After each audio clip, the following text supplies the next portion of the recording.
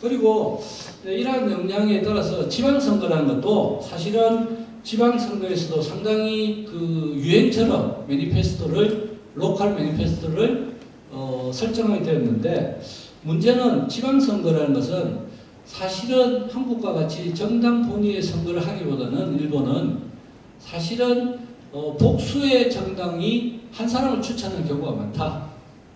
복수의 정당이, 그러니까 예를 들어서 3인당과 공산당, 그 다음에 공명당이 한 사람을 추천하는 거예요. 그러면 매니페스토라는 것은 의미가 퇴색되게 된다라고 할 수 있습니다. 그래서 지방선거에는 매니페스토에 대한 무용론이라는 것이 사실 일고 있다. 왜냐하면 정당 본위의 선거가 아니기 때문에. 그러나 이제 도지사를 뽑는다든지 시장을 뽑는다는 데는 매니페스토라는 것이 의미를 가지게 되는 거죠. 그래서 지방선거에서도 이제는 소선거구로 하는 지방선거는 굉장히 매니페스토가 정착되어 있다라고 말씀드릴 수 있습니다. 그래서 이런 것에 대한 유권자의 평가를 보면 일단 매니페스토를 총선거에서 자기가 투표 결정에 참고를 하고 있다는 사람이 이제는 50% 이상, 현재는 한 70% 정도가 정착하고 있다. 이것은 매니페스토를 보면 투표 행동을 이 사람들이 결정을 하는 거죠. 투표 행동. 그래서 이것은 아주 잘 정착되고 있다고, 일본의 사례는 잘 정착되고 있다라고 이야기할 수 있습니다. 그리고 효과면에 있어서도 정당을 중심으로 해서 정당을 중시하는 선거가 이제는 정착되게 된다. 아까도 말씀 소선거구제가 진행되면서 정당을 중심으로 하는 선거가 진행되게 됐다.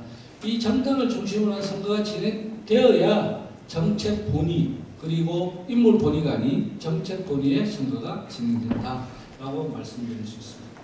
그런데 일본의 문제점을 말씀드리면, 지금까지 제가 말씀드린 건 일본이 잘 정착하고 있다는 걸 말씀을 드렸는데, 문제점은 뭐냐? 첫 번째 국정선거에 있어서 민주당이 2009년에 매니페스토를 발표를 했어요.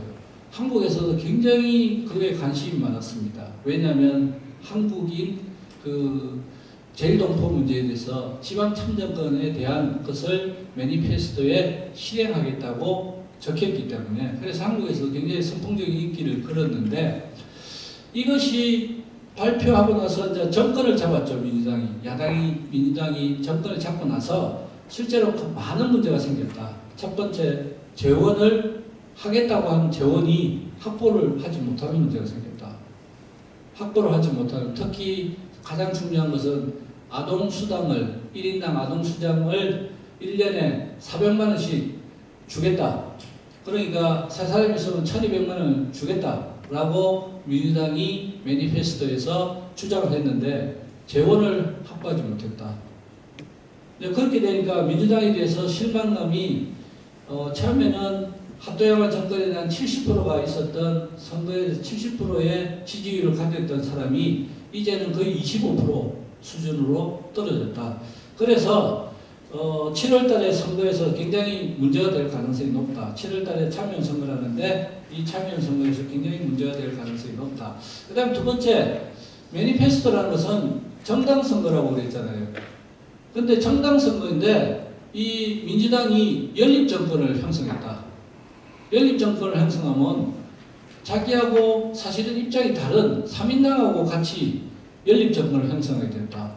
이래 되면 매니페스토 이야기한 내용을 수정할 수밖에 없는 그런 현상이 나타났다. 그래서 이걸 둘러싸고 굉장히 논란이 있다라고 얘기할 수 있습니다. 그리고 세 번째로는 국정선거라는 것은 사실상 일본에는 3년마다 한 번씩 일어나는데 우리는 대통령 선거를 5년마다 한 번씩 하죠. 그러면 매니페스토 선거가 되기 위해서는 5년을 시한을 둔 국가 전략, 국가 목표가 설정되어야 되는 거죠. 그리고 그 기간 안에 해결할 수 있는 문제를 과제로 내세워야 된다. 그런데 문제는 국가 전략이라는 것은 5년 안에 또는 3년 안에 해결될 문제가 아니다. 대체적으로 장기적인 비전이다. 선진국가를 건설하겠다. 글로벌 코리아를 건설하겠다. 이런 것들은 장기적 비전이다. 그래서 장기적 비전과 실제로 매니페스토 사이에 괴리가 나타날 수 있다. 이런 문제가 있을 수 있다는 거죠. 그리고 지방선거에서는 어떤 문제가 생기느냐. 지방선거에는 제일 큰 문제가 뭐냐. 현직과 신인 사이에 정보의 불평등이 생긴다. 예를 들어서 도지사가 이번 우리 강원도를 위해서 저는 이런 것을 매니페스토에 주장을 합니다. 그러면 이 사람은 도정을 다 해봤기 때문에 사실상 많은 정보를 갖고 있고 그 정보를 현역 시절에 이용해서 매니페스토를 만들 수가 있어요. 그렇기 때문에 정보의 격차가 생기는 거죠. 그런데 신인들, 후보자, 처음으로 선거에 나가는 사람들은 이러한 것을 아무리 노력을 해도 정보에 한계가 있을 수 있다. 그래서 불평등이 생긴다. 불평등이. 이런 불평등을 매니페스토의 불평등을 어떻게 해소할 것이냐. 이게 첫 번째 문제입니다. 그 다음 두 번째로서는 실제적으로 아직도 국민들이나 일반 사람들은 이 지역, 한국에서는 특히 지역 감정 그리고 중앙 정치에 연계되어 있다. 그러니까 민주당이 잘하면 이 사람이 매니페스토가 엉망이더라도 지방에서 민주당이 엉망이더라도 이 사람에게 투표할 가능성이 높아진다. 실제로 지방선거가 지방의 문제를 통한 로컬 매니페스토의 문제 해결이 아니라 중앙 무대의 문제 해결에 초점을 두고 있다라는 문제가 생긴다는 거죠. 이게 이제 두 번째 문제고, 세 번째는 실현 불가능하다. 지방에서 로컬 매니페스토라는 것은 예를 들어서 강원도지사가 된다. 그러면 강원도지사가 아까 우리 발표자께서도 말씀하셨지만 외교 문제라든지 통일 문제라든지 이런 걸 말씀하면 이거는 본인의 권한 밖의 일이다. 사실은 권한 밖의 일을 많이 이야기를 한다. 로컬 매니페스토에서. 그래서 실현 가능한 건지 실현 불가능한 건지에 대한 논란이 있다라고 말씀드릴 수 있습니다. 이 상을 통해서 보면, 이 상을 통해서 제가 마지막으로 한마디만 한국과 일본의 비교를 해서 일본의 시사점을 말씀드리면, 일본은 매니페스토가 정착되게 된 이유는 후보자가 매니페스토가 필요하다는 것을 인식했다.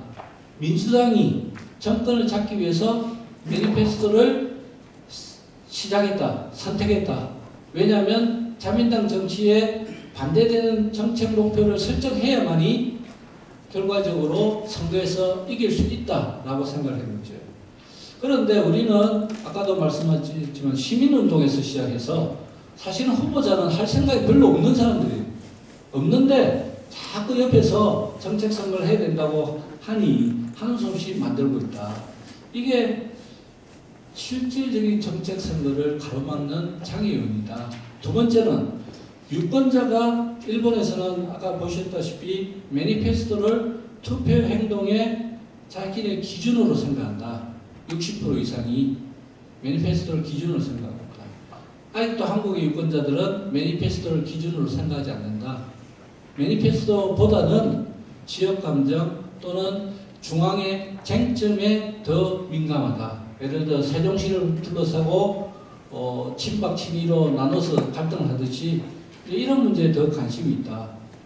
그러니까 아직도 한국 사회는 싱글 이슈 중심이다. 싱글 이슈. 그렇게 되면 매니페스토가 작동하기 힘들다. 그래서 좀 더 복합적이고 발전지향적인 쟁점들을 마련해야 된다라고 말씀드릴 수 있습니다. 그래서 제가 말씀드린 것은 일본의 사례를 중심으로 해서 여러분들이 한국의 어떤 점이 문제고 어떻게 이것을 고쳤으면 개선하면 되는가를 주로 중심으로 해서 발표를 했습니다. 이상 마치겠습니다.